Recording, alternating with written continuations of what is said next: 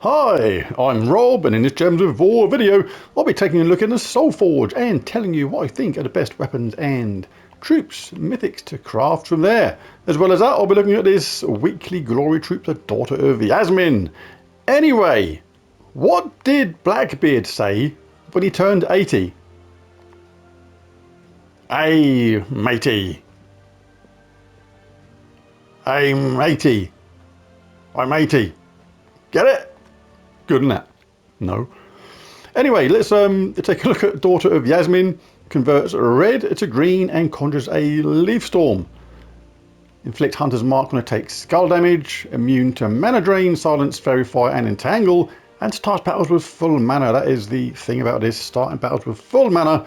Another one of these troops we can use in Guild Wars and things like that to stop opponents from getting a really fast start on us, converting red to green and conjures a leaf storm. So she can do that, charge up the team, but also can self-charge herself, and if you're lucky, do it again. And really good traits as well. Obviously the third one is brilliant, but Wood Ancestry, immune to mana drain, silence, fairy fire, and entangle. So really hard to stop her doing that from the absolute get-go. Daughter of Yasmin, really solid troop this week. Very good. Just make sure you get her a really good 8 out of 10. Very essential to get. Absolutely superb. So always grab her all the way up to Mythic if you can. This is really useful. This is going to aid your power levels in your kingdoms in the long run. What I always do as well is if you've got the excess glory, grab 10 of these Spoils of War. You can get some more event keys, and if you get lucky, put a really good troop which you maybe don't have. Right, let's jump into the Soulforge and see what's going on in there this week. What we got. Start with the troops first. As ever, all the troops and weapons that are here every single week are in my Soulforge extra video, which I'll put a link to in the description below. Anyway, first up we have the Elder Dragon. Deals magic-based damage to all enemies, creates 9 cursed gems boosted by cursed enemies. The trait's not bad either. Start battles with a Madness Storm. A Madness Storm is blue and purple. And eliminate 3 magic from all enemies when matching 4 or more gems. That's kind of a bit underrated, that last trait. I think that's actually really good. You get this in a bit of a loopy team, and you can actually drain an awful lot of mana of magic from the opposition team, which is really good. In fact, it creates 9 cursed gems. Cursed gems are brown, so you can match brown effectively like that, and it is boosted by cursed enemies, and that can actually help it self-charge, so really good. And dealing damage to all is always a good thing. It targets stealthy enemies as well, those ones that are hiding from single target damage. Damage to all is a really good way to hit them. So very good troop indeed. 26 is quite a lot for the mana, but hey, the spell does really have some decent potential. Ironhawk is here. So many people love Ironhawk. Really good for Nomapaloozas and just banging out some really low levels. Explores to get the job done really quickly and speed through collecting keys and vault keys and things like that. Creates 12 Doom Skulls, then explodes magic-based gems, but you're not getting Ironhawk for that spell, you're getting it for that artillery support last trait. Deal 5 damage to all enemies when an ally casts a spell, and in fact it's impervious, so really good.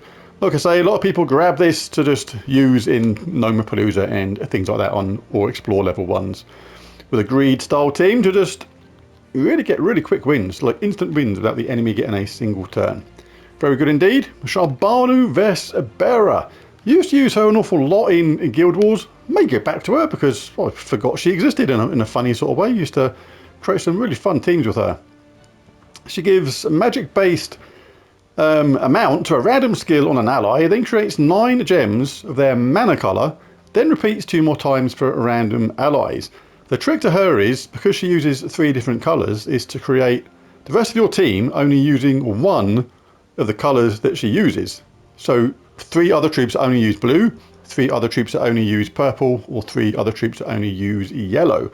And that works really well, because then she creates tons of that mana colour, which almost is bound to repeat because you create so many gems, because you repeat it 2 more times for random allies, and you're repeating that with the same colour. So you can self-charge, do it again, and boost up the whole team. And if that team does things like gives itself attack buffs or life buffs or magic buffs, then she can overpower the team really quickly. Fantastic troop. Also 30% chance to summon a Jin when matching 4 or more gems. Very good indeed, Shabanu. Who else we got? Famine. Drains mana from all enemies. Deals magic-based damage to an enemy boosted by the mana drained. Used to be fantastic early doors in the game, but not so much now. Still viable here and there, maybe, but just not the absolutely hideous, annoying creature that he used to be in the early stages of the game. First enemy loses 3 skill points at the start of each turn, is just a bit weak these days, and overall there's just ways to stop this dude before he has a chance to get going. So, not essential anymore, but still okay-ish. Ish. Is that it? 1, 2, 3, 4, yes it is. Right, let's just quickly go over the legendaries quick. Don't normally say to craft legendaries, wait for them to pop up in chests. They are way easier to get in chests than mythics, so save your diamonds for that unless it's somebody utterly essential, which doesn't look like there's anybody essential here right now. And Kurandara is still here on the cheap. If you didn't get Kurandara last week, because it's literally 25% of the price at the moment, a quarter price of the normal cost, just 1,000 diamonds. This is compensation for the fact it was missing from chests or something like that, but yeah, still a chance to get Kurandara on the cheap if you couldn't do it last week, so grab it. Pretty good. Deals damage to an enemy, boosted by Doom Skulls, then convert yellow to Doom Skulls and conjure a Doomstorm. So the fact you can see when you're going to convert those yellow to Doom Skulls is mega powerful. Really good. 50% chance to curse all enemies when matching 4 or more gems is excellent, as is Impervious.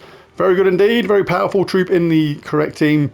Get Kurandara if you can. It's just a quarter of the price.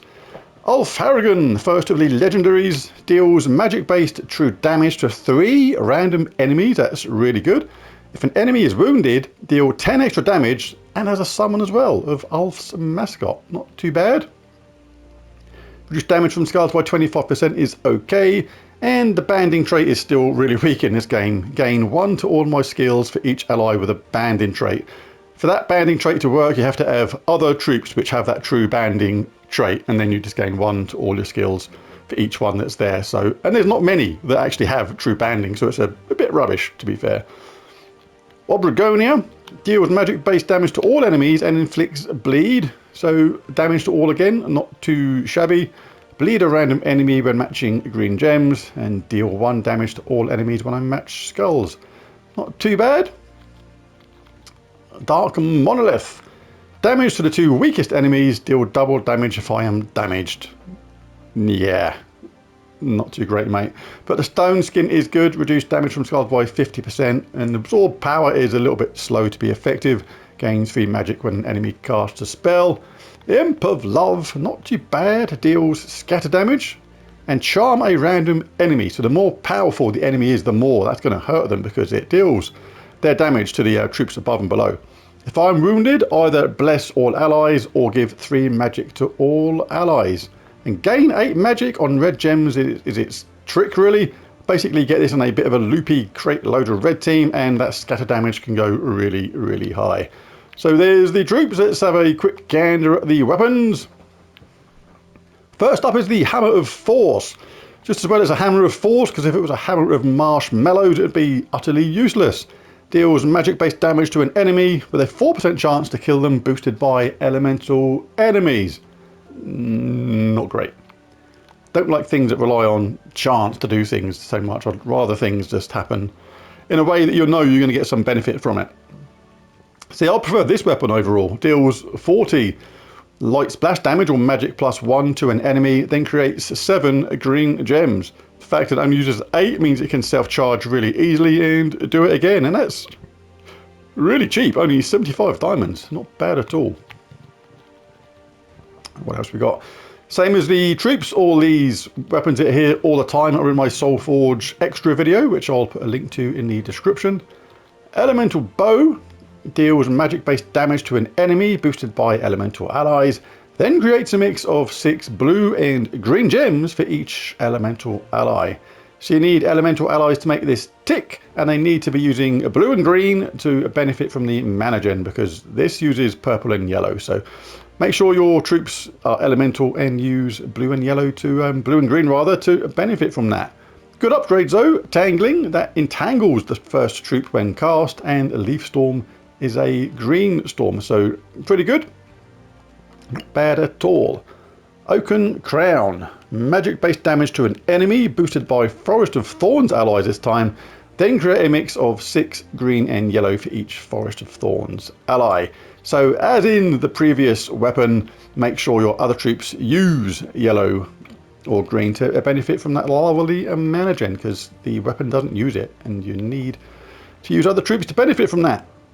Bow of Thorns, bit of an odd weapon. Surely the arrows of thorns would be better. What are you supposed to do? Just twat them around the head with the actual bow itself? Defeats your objective of a bow, doesn't it? Anyway, remove all green gems with no effect. This is kind of like the anti-Forest of Thorns weapon, if you like. Green is the colour they like the most, so you take that colour away and it restricts what their team can do. Then deal magic-based damage to an enemy boosted by the gems removed. And if the enemy is from Forest of Thorns, or if the battle is in Forest of Thorns, deal double damage. Not bad at all. What else we got? Anything else? We must have an explodey weapon here somewhere. Yes, we've got one. Explode, magic +1, green gems. You get the mana from that, really good. Grant a random status effect to all elf allies, then summon an elf troop. I absolutely love these explodey summony weapons, really good. Mana, status effects, and a summon.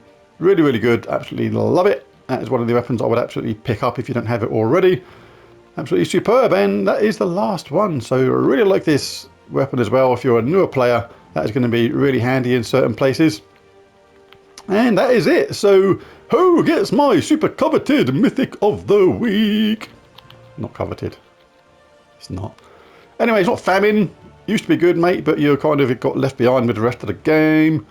I really do like the Elder Dragon. It's good, but you can't not give it to Ironhawk. Ironhawk absolutely superb for doing those explore level ones and Nomapaloozas really quick with a greed sister superior type of team. Really good. No turns for the enemy, just quick damage and the job is done. Some people pick up 2 of these for added benefits, so not bad at all. Absolutely superb. In fact, Ironhawk, mythic of the week, really, really good. Just go get Ironhawk if you don't have it already, because you will benefit so much from in the long run, because you'll be just doing those Nomapaloozas so much quicker. You'll just get more and more keys, more vault keys, and this thing will eventually pay for itself. So yeah, go get Ironhawk, the mythic of the week. Got my world event team coming up later on, so check that out if you fancy it, and bash the like and subscribe button if you've not done so already. If you'd be so generous, it really does help. But most of all, thanks for watching, and I'll catch you again next time. Bye for now.